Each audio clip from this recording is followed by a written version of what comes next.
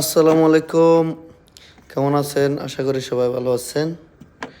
এটা হচ্ছে Toyota Hilux pickup 2010 model. এটা হচ্ছে পেট্রোলের ফিল্টার জাম হয়ে গেছে, তাই এটা চেঞ্জ করতেছি।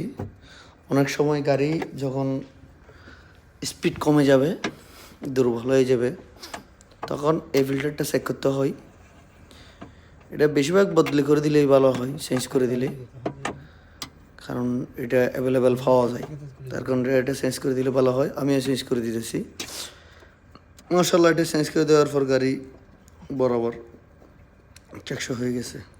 তো আপনারাও সেটা করবেন। ভালো থাকবেন, দোয়া করবেন। আল্লাহ হাফেজ। আসসালামু আলাইকুম ওয়া রাহমাতুল্লাহ।